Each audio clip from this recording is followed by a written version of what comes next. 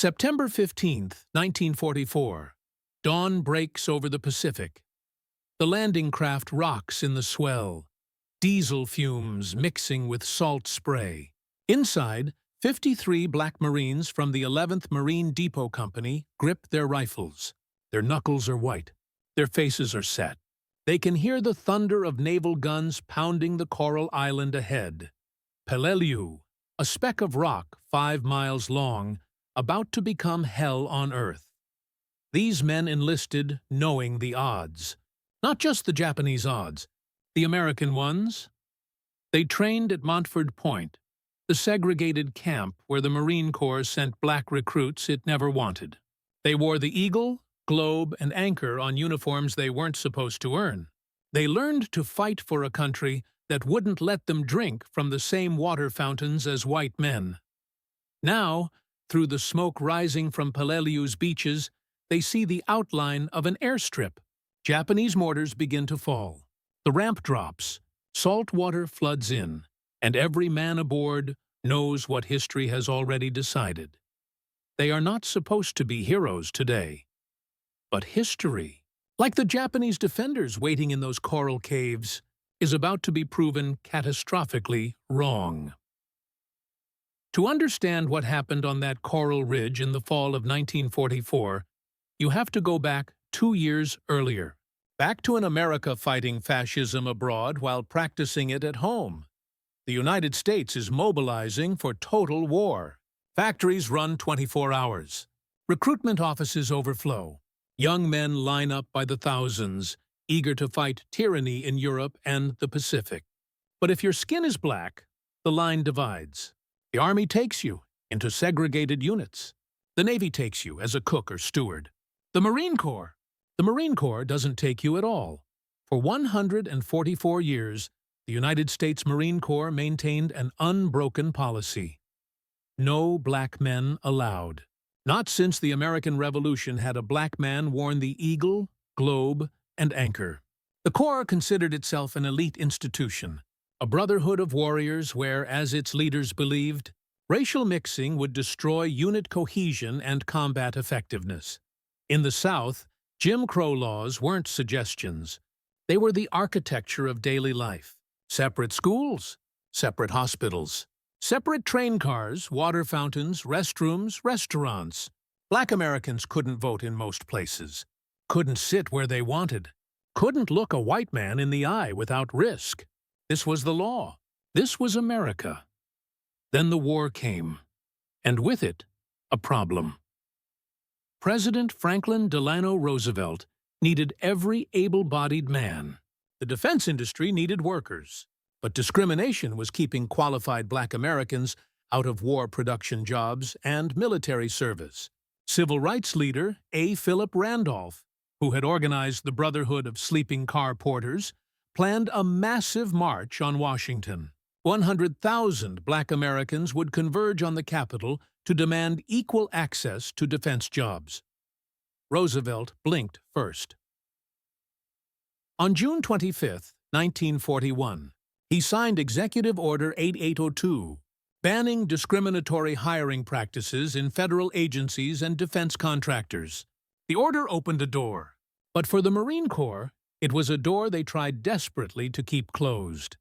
Major General Thomas Holcomb, the 17th Commandant of the Marine Corps, testified before the General Board of the United States Navy in January 1942. His words were not subtle. If it were a question of having a Marine Corps of 5,000 whites or 250,000 Negroes, I would rather have the whites, he continued. There would be a definite loss of efficiency in the Marine Corps if we have to take Negroes. But orders are orders. On June 1, 1942, the Marine Corps began accepting black recruits. The first man to enlist was Alfred Masters. He was followed by Howard Perry, Montford Point recruit number 1. Within months, thousands of black men volunteered, eager to prove themselves, eager to serve a country that had never served them. The Marine Corps gave them Montford Point. Located on a swampy peninsula adjacent to Camp Lejeune in North Carolina, Montford Point was segregated by design. While white Marines trained at Paris Island with its ocean breezes and established infrastructure, Black Marines got prefabricated huts in a mosquito-infested forest.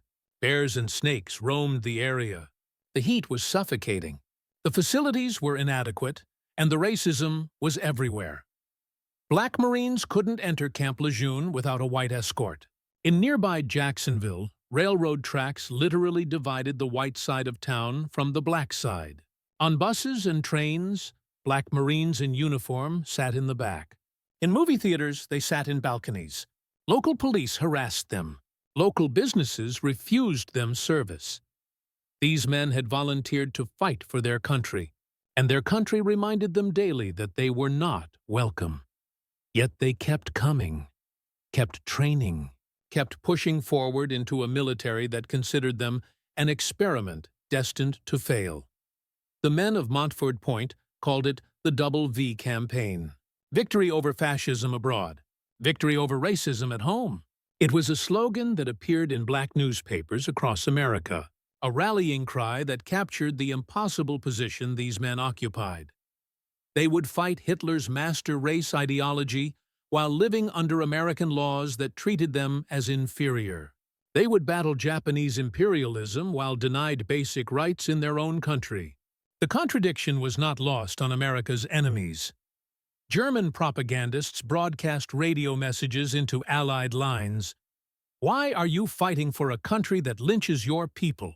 Japanese leaflets dropped over black troops showed images of racial violence in America, asking why black soldiers would die for white supremacy.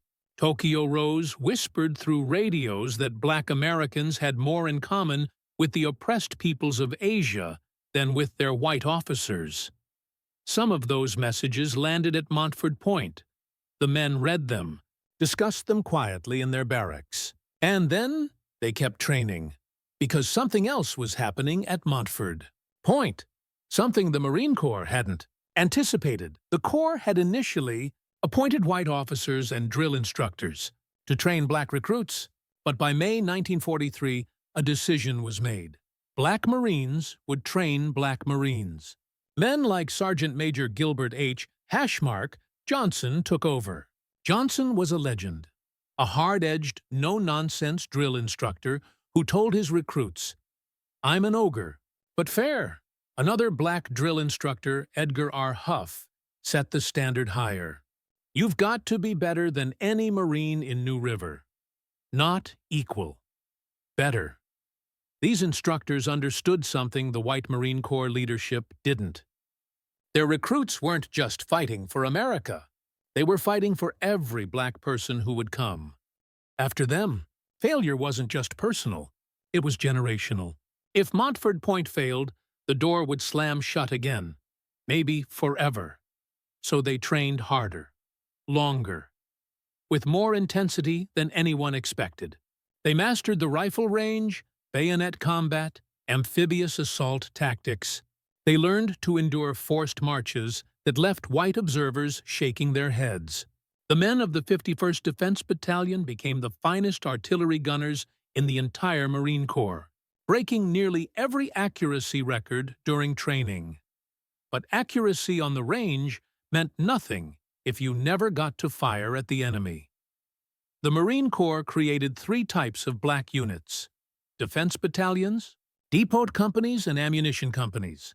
The 51st and 52nd Defense Battalions trained for combat, but were shipped to rear area islands in the Pacific, Eniwetok, Majuro, Kwajalein, places where the fighting had already ended. Guard duty. That was the assignment. Neither battalion would fire a shot at the enemy during the entire war. The depot and ammunition companies had a different mission: logistics, loading ships, handling supplies, moving cargo from beach to supply dump to frontline units. It was essential work. Modern warfare runs on supply chains.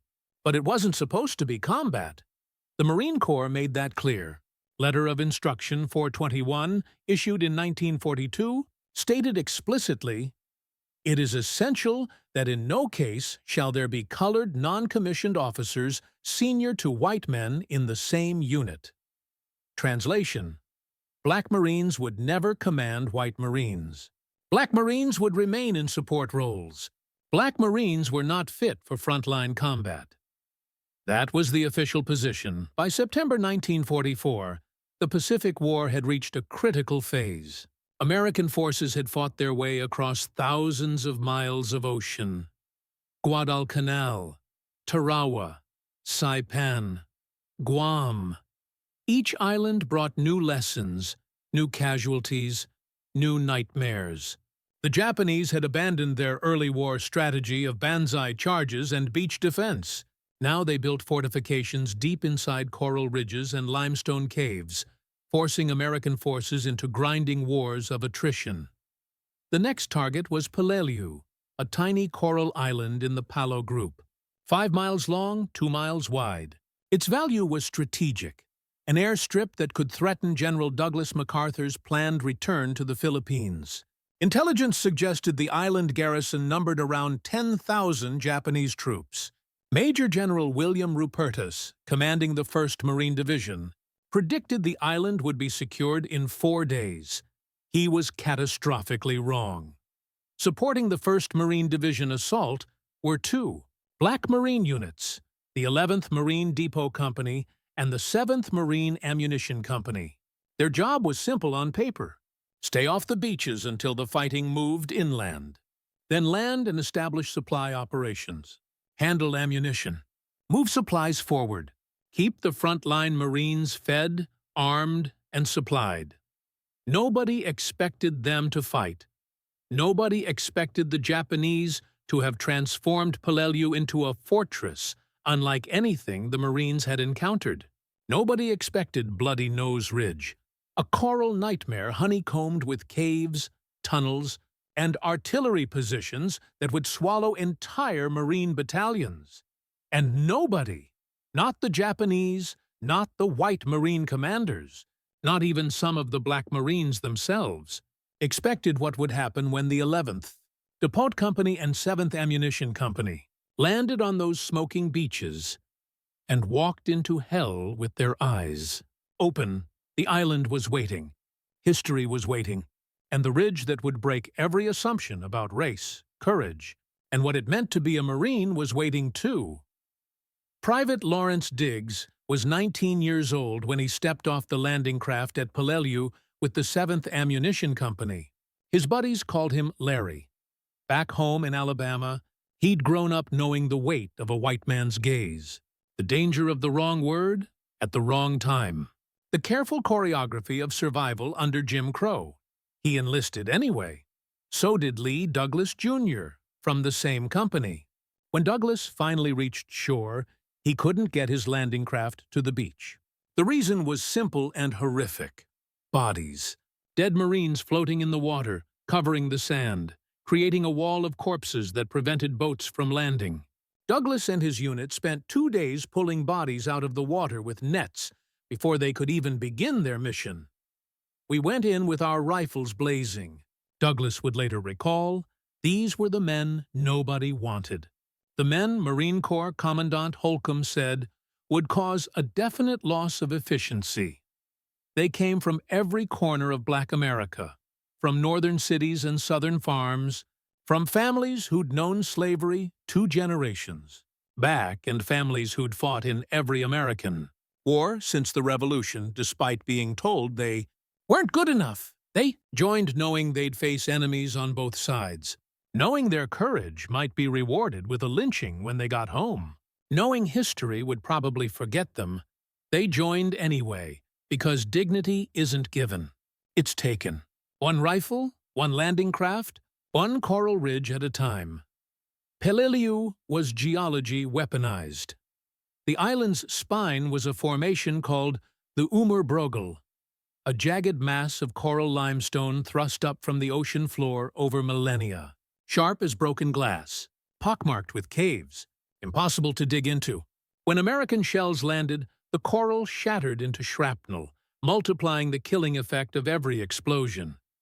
The Japanese had spent months turning this natural fortress into something worse. Colonel Kunio Nakagawa commanded the island's garrison with one objective: kill as many Americans as possible before dying himself. Banzai charges were forbidden. Beach defenses were minimal. Instead, Nakagawa's men dug deep, 500 caves. Some were spider holes for single soldiers with rifles. Others were multi-level complexes with sliding steel doors, ventilation systems, and artillery pieces mounted on rails that could fire, then retreat back into the mountain before counter-battery fire arrived. The caves connected through tunnels that allowed Japanese troops to evacuate positions under assault and reappear somewhere else entirely. American Marines called it Bloody Nose Ridge. The name wasn't poetry. It was inventory. When the 1st Marine Regiment began its assault on the ridge, it had roughly 3,000 men. Within days, casualties mounted so fast that some rifle companies were down to 20 or 30 effectives. Battalion headquarters clerks picked up rifles and joined the line. The regiment lost 1,236 men in the first week and barely dented the Japanese defenses. This was the battlefield the Black Marines of the 11th Depot Company and 7th Ammunition Company were sailing toward. They weren't supposed to fight here. They were supposed to deliver ammunition, load supplies, stay out of the way. But on Peleliu, there was no out of the way. There was only the ridge, the caves, and the killing. The Japanese Imperial Army operated on a hierarchy of belief. At the top, the Emperor, a living god. Below him, the Japanese people destined to rule Asia. Below them, other Asians who could be allies if they accepted Japanese superiority. And at the bottom, everyone else. The Japanese had studied American racism. Their propaganda highlighted it, exploited it, broadcast it. They knew about lynchings, segregation, racial violence. They used it to drive wedges between white and black American troops. But beneath the propaganda was a deeper contempt. Japanese military doctrine considered surrender the ultimate dishonor. A warrior who allowed himself to be captured had forfeited his humanity. When Japanese troops encountered black American soldiers, they saw them through a lens of racial pseudoscience that had more in common with Nazi ideology than most Americans realized. Black troops, in the Japanese view, were not just inferior, they were barely soldiers at all. This assumption would prove lethal. On Peleliu, Japanese observers in the caves watched through field glasses as landing craft approached. They could see the differences in American units. They could identify regular Marine infantry, Army support troops, engineers, and they could see the Black Marines of the depot and ammunition companies. What the Japanese didn't see, what they couldn't see, was what those men had already survived just to get here. The racism that had forged them into something harder than coral, sharper than broken limestone. The Japanese were about to learn what happens when you underestimate men who have nothing left to prove and everything to fight for. White officers commanded every Black Marine unit. That was the rule. The Marine Corps believed black men could serve, reluctantly, but not lead across racial lines. It created an impossible dynamic. Some white officers embraced the assignment with genuine respect.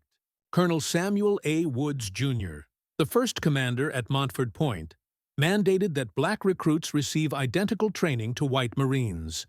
"I have found that any soldier anywhere will respond to his duties if treated like a human being," Woods said. Others couldn't see past their prejudice. But Peleliu had a way of burning assumptions down to ash. Major General William Rupertus commanded the 1st Marine Division. Before the battle, he testified that integrating black Marines would reduce efficiency. Yet when his division was bleeding out on Bloody Nose Ridge, when ammunition ran low and wounded Marines needed evacuation, he didn't ask about the color of the men bringing supplies. Forward under fire, he just needed them to come. The white lieutenants and captains who commanded the 11th Depot Company and 7th Ammunition Company found themselves leading men. who'd been told their entire lives they weren't good enough. Men who trained harder than required, fought fiercer than expected, and refused to give their officers or their critics any excuse to say they'd failed. What those officers discovered was uncomfortable. Their men weren't just good Marines. By every metric that mattered, courage, discipline, endurance, they were exceptional Marines. And that revelation threatened to collapse the entire intellectual architecture of segregation. If Black Marines could fight this well, what else had been a lie? Modern warfare on Peleliu meant weaponized science. M1 Garand rifles, 8 rounds of .30-06, semi-automatic, accurate to 500 yards. Browning automatic rifles for sustained fire.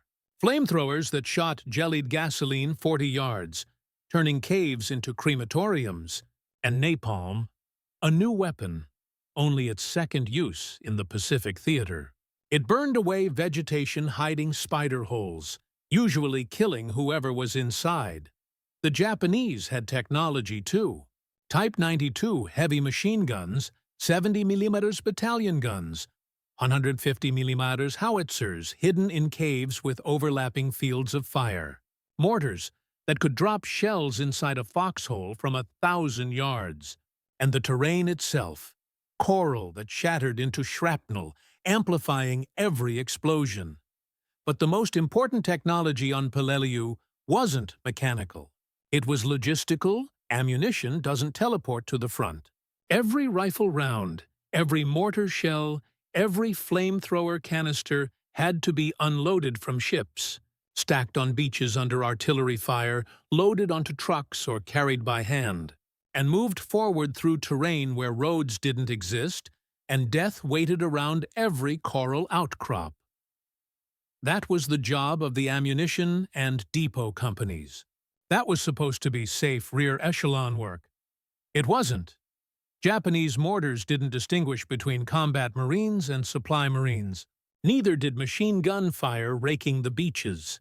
The Black Marines found themselves not just delivering ammunition, they were fighting for every crate they moved, every yard they gained, every wounded man they carried back. They'd been given the tools of war. Now they were using them. Ask yourself a question. What does it take to fight for a country that doesn't fight for you? The Black Marines at Peleliu knew the answer.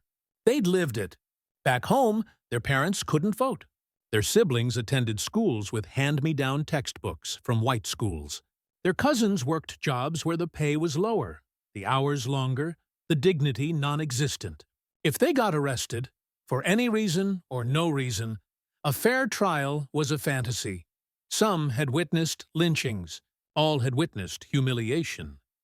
Yet here they were, wearing the eagle, globe, and anchor, sailing toward an island where Japanese soldiers would try to kill them, fighting alongside white Marines who might not drink from the same canteen, commanded by officers who believed integration would weaken the core. It was patriotism stripped of illusion. They weren't fighting for America as it was. They were fighting for America as it could be, should be, must be. Frederick William Thomas, a private first class with Montford Point Marines, kept a daily journal. He described his experience simply: "We had to load ships, service officers, move desperately needed materials inland to the fighting units. No mention of heroism, no self-pity, just the work." That was the moral calculus these men made. They would prove themselves not with words but with blood. They would earn respect not by asking for it, but by making it impossible to deny. They would fight because someone had to, and they refused to let anyone say they weren't good enough. The ridge ahead didn't care about their motivation. It just waited, patient as stone, to test whether courage had a color after all. September 15th, 1944. 0832 hours. The naval bombardment lifts. For 3 days, American battleships have pounded Peleliu with shells the size of automobiles. The island looks dead from the sea, smoking, blasted, cratered. General Rupertus assures his Marines the Japanese garrison has been neutralized. The first landing. Craft hit the reef at Airweight 32, and hell opens its mouth. Japanese. Artillery erupts from caves that should not exist. Mortars rain down with mechanical precision. Machine gun fire sweeps the beaches in interlocking fields that leave nowhere to hide. The carefully planned assault dissolves into chaos within minutes. Marines die in the water. They die on the sand. They die trying to move inland across ground that offers no cover, no mercy, no second chances. Colonel Lewis, Chesty Puller's 1st Marine Regiment, lands on White Beach. 1 and 2 T. Fanantes 2. Their objective, drive inland.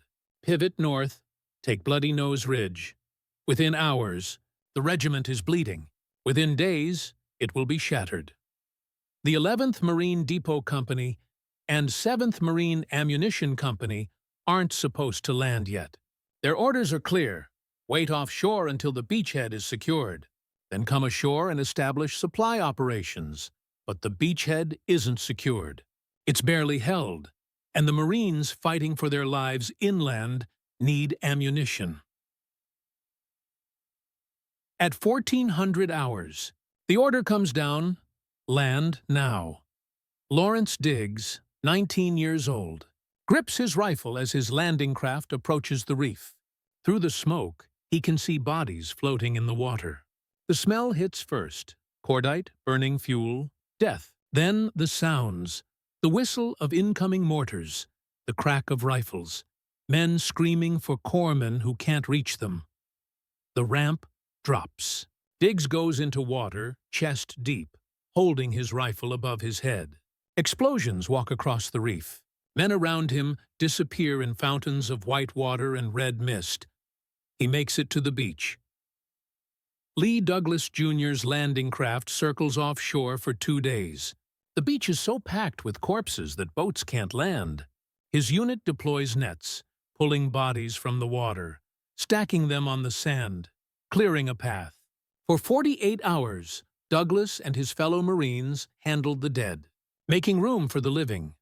When they finally land, rifles are already in their hands. "We went in blazing," Douglas would remember. The plan, such as it was, dies in the first hour. The Japanese aren't where intelligence said they'd be. The terrain isn't what the maps showed, and there is no rear area, no safe zone, no place where support troops can work without taking fire. Japanese observers in the caves above the airfield watch everything, every truck that moves, every supply dump that forms, every group of Marines that clusters together. Then the mortars come. 81 mm, 150 mm. Shells that turn coral into shrapnel, shredding anyone caught in the open. The 11th Depot Company begins taking casualties immediately.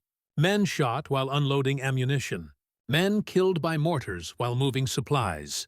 Men wounded carrying their wounded back to aid stations that are themselves under fire. By the end of the first day, the company has lost men. By the end of the first week, 17 wounded, the highest casualty rate of any Black Marine company in the entire war.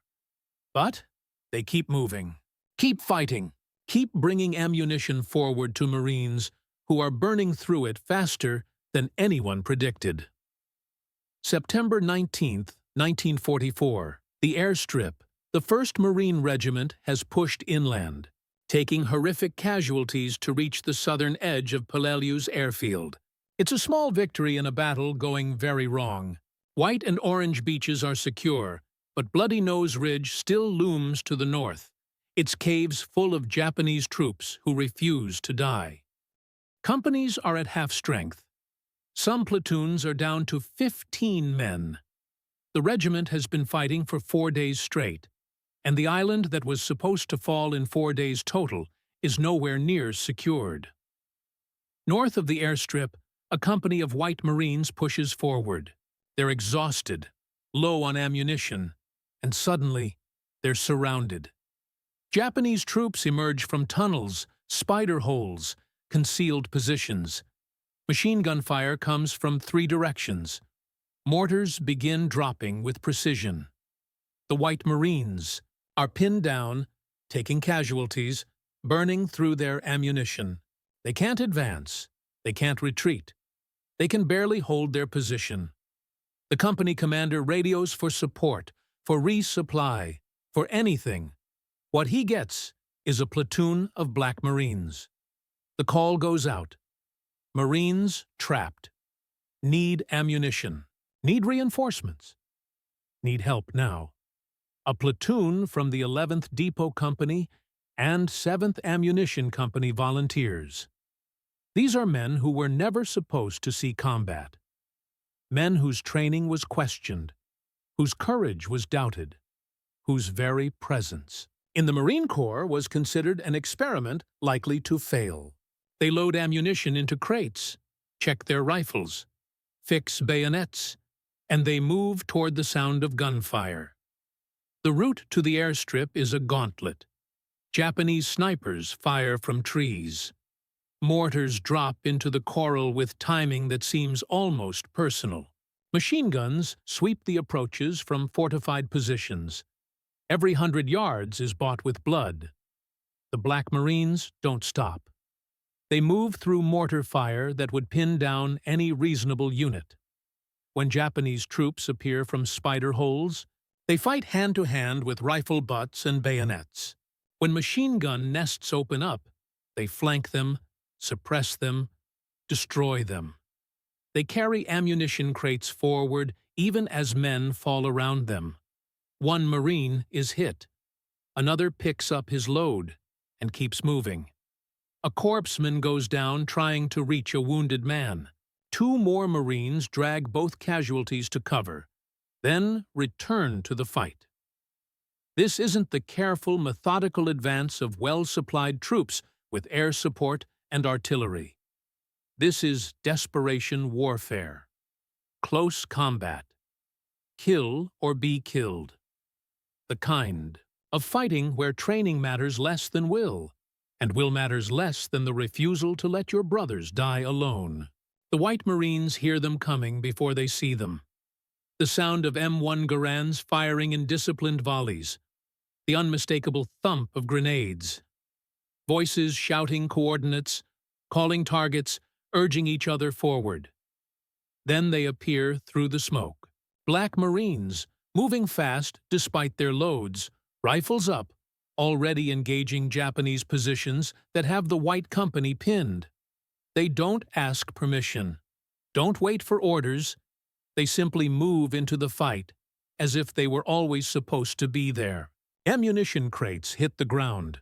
The White Marines, who'd been rationing their last magazines, suddenly have bullets again. The Black Marines form a perimeter, laying down covering fire that allows the trapped company to reorganize, evacuate wounded, and regain fighting positions. A Japanese machine gun nest that had been suppressing the White Marines for an hour gets flanked by 3 Black Marines who crawl through positions that shouldn't be survivable.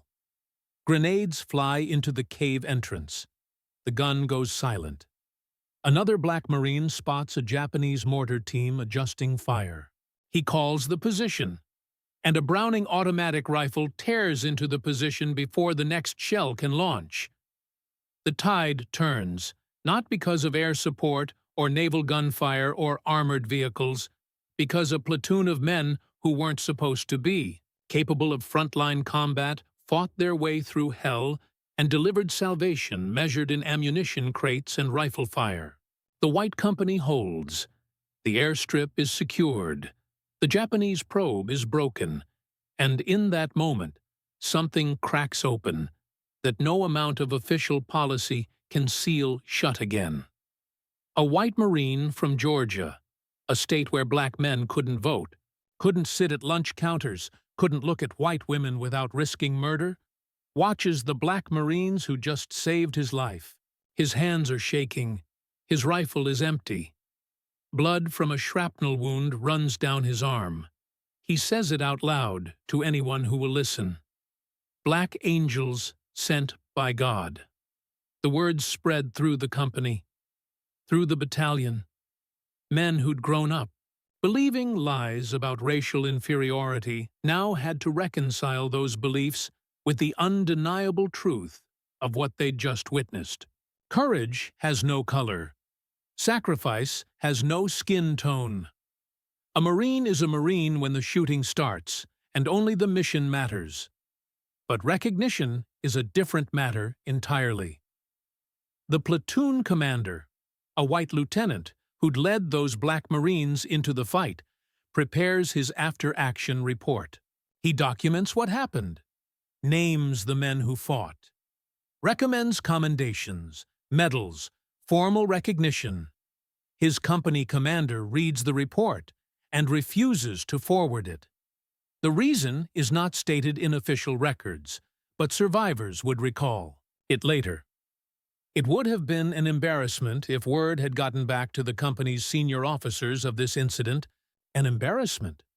Not that white Marines had been trapped, not that the situation had become desperate, but that Black Marines, men officially designated as support troops, unfit for combat roles, had fought with distinction and saved white lives. The medals never came. The recognition never happened. The official records make no mention of the action. The names of those Black Marines disappeared into the same caves that swallowed so many other truths on Battalion. But the men who were there remembered, and the battle still had 2 months to run. The 11th Depot Company kept fighting, kept bringing ammunition forward under fire, kept pulling wounded Marines off that ridge regardless of what uniform they wore. By the time Battalion was declared secure, on November 27, 1944, the company had paid a price that statistics alone cannot measure. 17 wounded, the highest casualty rate of any Black Marine company in the entire war, and not a single medal among them. November 1944. The fighting on Battalion grinds into its 3rd month. The island that was supposed to fall in 4 days has become a meat grinder consuming entire battalions. The 1st Marine Regiment, Chesty Puller's command, is so depleted it has to be withdrawn. The 81st Infantry Division is brought in to finish what the Marines started. Bloody Nose Ridge still hasn't fallen. Japanese defenders fight from caves so deep that flamethrowers can't reach them. American forces employ processing, a brutal tactic where tank infantry teams use explosives and fire to systematically destroy every cave, every tunnel, every fortified position. The coral drinks blood at a rate unprecedented in the Pacific War. Through it all, the Black Marines keep working. They handle ammunition that grows more precious as the battle drags on. They drive trucks along roads that didn't exist a week ago. They evacuate wounded under fire, load supplies under mortar bombardment, and maintain the unglamorous machinery of modern warfare that keeps Marines fed, armed, and capable of fighting.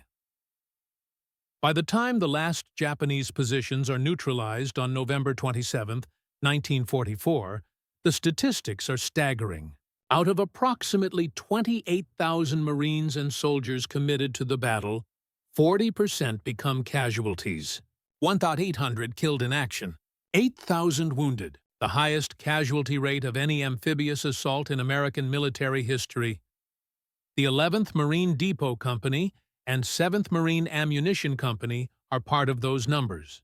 Men who were never supposed to face combat have earned their place in that terrible accounting. And then, something unexpected happens.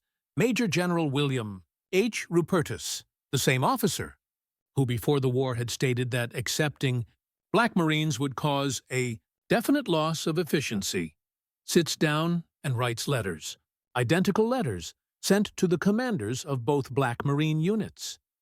The words are formal, official, but they carry weight. The Negro race can well be proud of the work performed. 1330 how 3. Wholehearted cooperation and untiring efforts, which demonstrated, in every respect, that they appreciate the Privilege of wearing a Marine uniform and serving with Marines in combat. Please convey to your command these sentiments and inform them that in the eyes of the entire division, they have earned a well done. On November 28, 1944, the Department of the Navy issues an official press release about the 17th Construction Battalion and the Black Marine units. The well done letter becomes public record. It is acknowledgement. It is recognition. It is, by the standards of 1944, remarkable. It is also the bare minimum. No medals are issued for the action at the airstrip. No front-page stories detail how a platoon of Black Marines fought through enemy fire to save a white company. No Bronze Stars or Silver Stars are pinned to the chests of men who charged machine gun nests or carried wounded through mortar barrages. The full story, the heroism that shattered assumptions, the courage that saved lives, the moment when Black Marines proved beyond any doubt that they belonged, that story is quietly buried in classified after-action reports and the fading memories of men who were there. The survivors know what happened. The white Marines whose lives were saved know. But knowing and telling are different things, and in 1944, America, some truths are too dangerous to speak aloud. December 1944. The Black Marines begin rotating back to rear areas. Some go to other islands for rest and resupply. Others prepare for the next invasion, Iwo Jima, Okinawa, operations that will make Peleliu look like a rehearsal. They board transport ships heading back toward the United States. They watch Peleliu recede into the distance, that coral nightmare that tried to kill them, that tested them beyond any measure they could have imagined. They are veterans now. Combat Marines, men who have seen and done things that will wake them up at night for the rest of their lives. And they are sailing toward an America that doesn't care. The ship docks in California. The Marines disembark. They're still in uniform, still wearing the eagle, globe, and anchor they fought so hard to earn. They walk into town and see the signs. Whites only. They try to eat at a restaurant. They're turned away. They board a bus and are told to move to the back. Welcome home, Marine. The war continues. Iwo Jima, Okinawa. Islands whose names will become synonymous with sacrifice. Black Marines serve in both campaigns. The 8th Marine Ammunition Company lands on Iwo Jima alongside the 36th Marine Depot Company.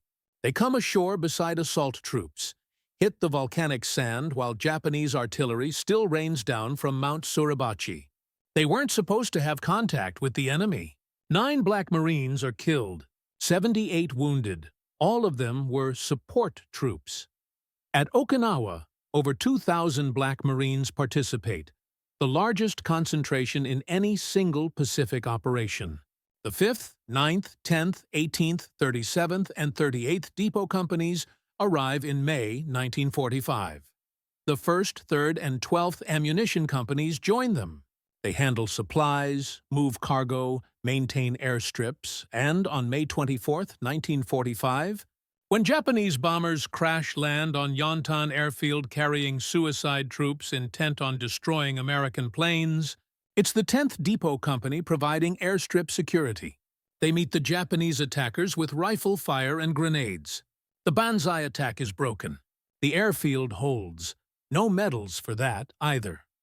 The lessons learned on Peleliu, about Japanese defensive tactics, about the cost of underestimating terrain, about the value of every Marine regardless of their original assignment, these lessons shape American strategy for the war's final battles. The 1st Marine Division applies what it learned about cave warfare, about combined arms tactics, about the importance of logistics.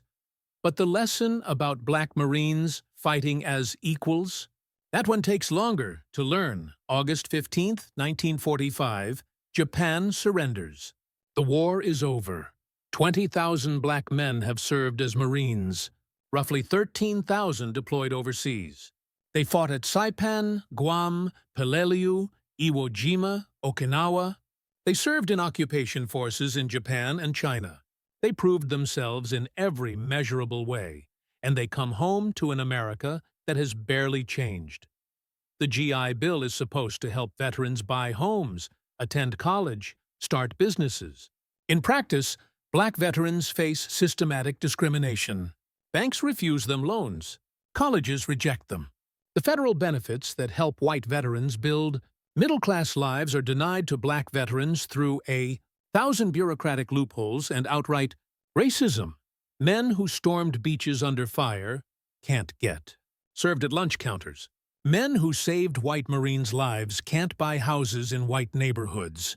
Men who wore the Marine uniform with distinction can't vote in states where poll taxes and literacy tests serve as barriers. The Marine Corps itself remains deeply resistant to integration. In late 1947, a plan is developed. 1/3 of all Black Marines will serve in the Steward's Branch, essentially servants for white officers. Montford Point remains a segregated training facility. Black Marines are barred from most military occupational specialties. The message is clear: you can serve, but you cannot advance. Then comes 1948. President Harry Truman, facing pressure from civil rights leaders, including A. Philip Randolph, the same man who'd pressured Roosevelt in 1941, signs Executive Order 9981 on July 26, 1948. It's direct and unambiguous.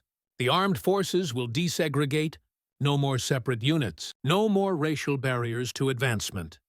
The Marine Corps fights the order, drags its feet, issues internal memoranda claiming integration will harm unit cohesion and combat effectiveness. The same arguments used against allowing Black Marines in the first place. But in September 1949, Montford Point is deactivated as a segregated training facility. Black recruits begin training at Parris Island and San Diego alongside white recruits. The physical walls come down, even if the psychological ones remain. The men of Montford Point scatter across America. They marry, raise families, work jobs, build lives. Most don't talk much about their service. What's there to say? They know what they did. The men who were there know. That has to be enough, because America doesn't want to hear it. Decades pass. The civil rights movement explodes across the South. Freedom riders, sit-ins, marches, dogs and fire hoses in Birmingham, Bloody Sunday in Selma. Martin Luther King Jr. standing on the National Mall talking about a dream. Some of the men marching in those protests are Montford Point Marines. They've fought fascism abroad. Now they're fighting it at home. The Vietnam War brings another generation of Black Marines into combat. Now they serve in integrated units, fighting alongside white Marines, earning medals, bleeding and dying without the segregation their predecessors endured. Progress of a kind, built on a foundation those earlier men laid, but the Montford Point Marines themselves remain largely forgotten. No Hollywood movies tell their story. No monuments bear their names. The history books that chronicle World War II rarely mention them beyond footnotes, if at all. Even within the Marine Corps, their legacy is more whispered than celebrated. Years become decades. By 2006, only a few thousand Montford Point Marines remain alive. Most are in their 80s, some in their 90s. The National Montford Point Marine Association begins lobbying Congress for recognition, not charity, not apology, just acknowledgement of what was done, what was given, what was never properly recognized. On August 1, 2011, 69 years after, Howard Perry became Montford Point Recruit Number 1. The history of the Montford Point Marines is officially added to United States Marine Corps curriculum. 2 months later, President Barack Obama signs legislation awarding the Congressional Gold Medal collectively to all Montford Point Marines. The medals are distributed starting in 2012. Ceremonies are held. Old men in their 90s receive recognition for actions taken when they were 19. Some cry. Some stand at attention, still Marines after all these years. Some hold the medals and think about the brothers who didn't live long enough to receive them. Only about 400 of the original 20,000 are still alive to accept. The rest have already received their final recognition. Burial in soil they defended, in a country that took 7 decades to say thank you. In 1974, Montford Point is renamed. It becomes Camp Gilbert H. Johnson, honoring the legendary drill instructor who demanded his recruits be better than any Marine in New River. It's a small gesture, a necessary one, but it can't erase the fundamental truth. These men fought 2 wars, one against fascism in the Pacific, one against racism at home. They won the first. The second is still being fought. And the ridge they took, that coral nightmare on Peleliu, where black Marines saved white lives and proved every assumption about courage wrong, that ridge remains. Silent witness to a truth that should never have needed proving in the first place. Peleliu proved something that should never have required proof.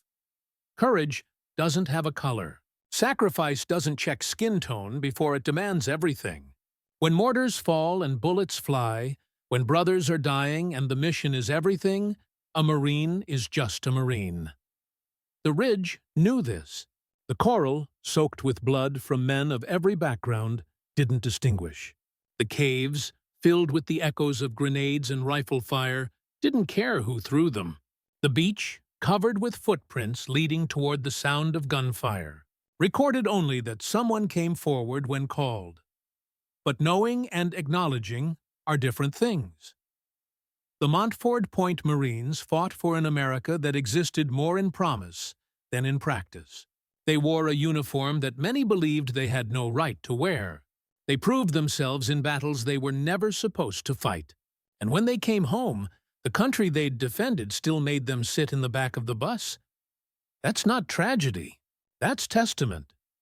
They understood something profound. Patriotism isn't loving your country because it's perfect. It's fighting for it to become what it claims to be. They didn't serve America as it was, segregated, unjust, cruel to its own citizens. They served America as it could be, should be, must be. Every black Marine who landed on Peleliu carried 2 weights: the ammunition in his pack and the burden of representing every black person who would come after him. Failure wasn't just personal, it was generational. If they failed, the door would slam shut, maybe forever. They didn't fail. They did more than survive combat. They shattered assumptions, broke barriers, and made it impossible for anyone who witnessed their courage to maintain the lie that some men are inherently inferior to others. The official recognition came late, too late for most. Congressional gold medals handed to men in their 90s for actions taken when they were 19. Better late than never, perhaps. But never was very nearly what happened. Today, the Marine Corps is integrated. Black Marines serve in every role, command at every level, wear every medal the Corps can bestow.